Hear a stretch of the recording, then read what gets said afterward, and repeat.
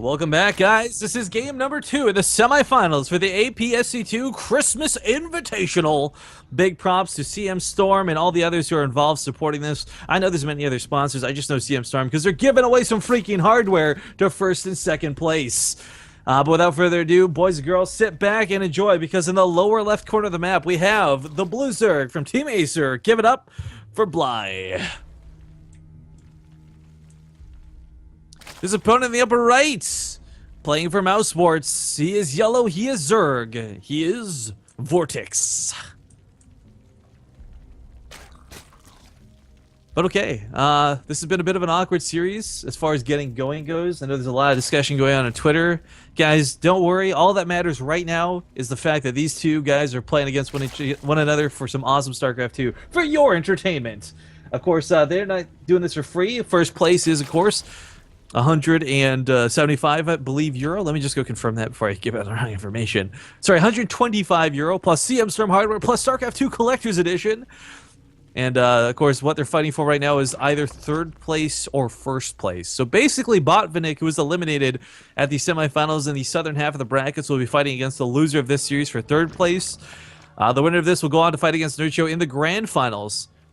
And while a disparity of, 125 euro to 75 euro isn't the craziest thing in the world, there's still the glory involved of first place. But what's nice to say is whoever makes it through this round is going to be happy that they, well, basically won some cash for some StarCraft 2. That being said, VORTIX currently leading 1-0 for anyone just tuning in on our overlay. You can always see it here in the bottom left corner near the mini-map. It says best of, and, of course, the actual score. The finals will be a best of 5.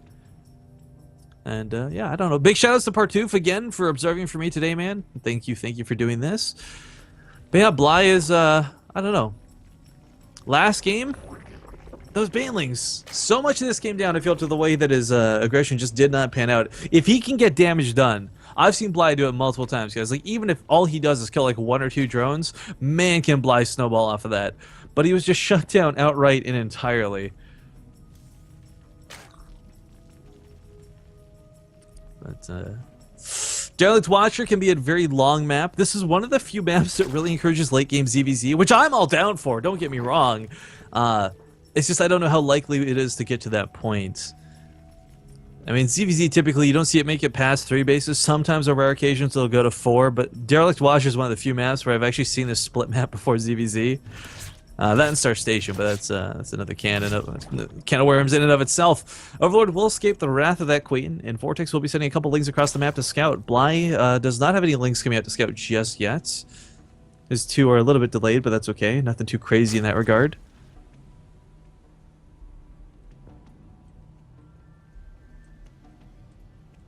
Looks like he'll actually stay at home to kill these lings, rather than go for his own scout.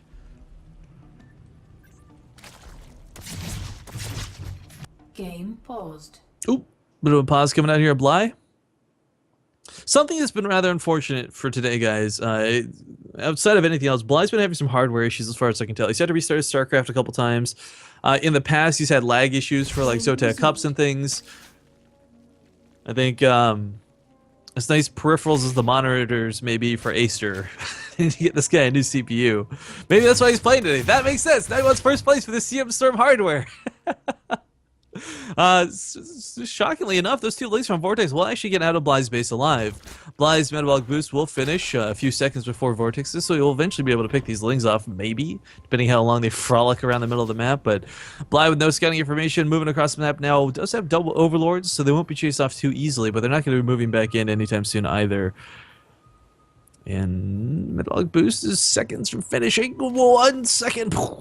Jets on pass. We'll go towards the main. Tries to go for a pick off there. Would have been a little bit greedy, but alright. Big thing BLY's looking for his gas. Sees the only one gas taken. Sees no Roach Warren. Ooh, scouts that early layer, but is that a fake out of VORTIX? He may have just done that to let BLY see it. No, he's saying, you know what, screw it.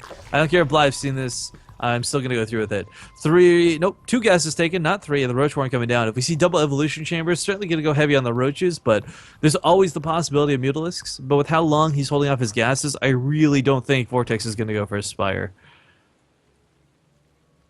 On the other half for BLY, though, he's got Banelings, he's got a Spine Crawler coming up, he's got his own layer finishing up, and he has taken 4 gases, so he will likely be going for Mutalisks. And What works out a little unfortunately is, like, let's say it's one player going Mutalisks, one player going Roaches. Typically the Roaches will get across the map and in your base before your Mutalisks are actually hatched out. Because Vortex actually delayed, not delayed it, but yeah, how do I phrase this? His Roaches are slightly off. Is that a better way to phrase that? He will be hitting really hard, really strong, but BLY's Mutalisks should be hatching just as they get to the base, I think. I don't know. We'll find out here in a second. Spy cars coming down in extra abundance. The problem is with 5 of them down, they can't hold off Roaches, but the Roaches can walk past them. Typically, you clump these up to avoid that from happening, but BLY doesn't know which angle Vortex will be coming from. Some Banelings are being morphed into. BLY is making 20 Lings right now. Ooh, this is going to be necessary, but it's going to be also very awkward to deal with. Because this is not just Lings, guys. This is a Baneling Roach attack, and it's going to be quite strong coming out of Vortex. More Spinecrawlers, or sorry, Evolution Shapers being put down for a wall off.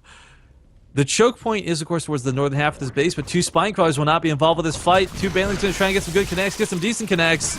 2 more Banelings waddling on forward, and the Queens have got a whole position on top of this. The Banelings go off a little preemptively, so the Zerglings get in, and now there's no surround, but just a pure wall of Lings versus Lings and Roaches. Unfortunately for BLY, his Mutalisks are still moments away, and I don't know if they'll be out in time to hold this. If this was just Roaches, he could certainly hold on, but this is a lot of Zerglings brought in with these Roaches. The Spinecrawlers have been focused down, and this is not looking good for our Acer player. Looks like he's going to lose a lot here in the natural. Final Spinecrawler goes down. 6 Mutalisks about to hatch, but that is 6 Mutalisks, guys. Has lost quite a few workers so far. 16 dead, and it's not over yet. Has to focus the Banelings. He can't allow these to get to his mineral line, but that might not even matter. So many Roaches, so many Zerglings, and the Banelings. Oh, the connection is good. BLY will be up to 28 workers lost. And without a third base down, I don't really see him getting back into this. He will clear this up if he wants to be stubborn about it for sure, but Vortex is putting Spore Crawlers back at home. There's no way BLY gets a counterattack off, so stuck in his own base with literally 0 workers. Grats is called, and looks like Vortex will move on to fight Nurchio for his ZVZ Finals Best of 5.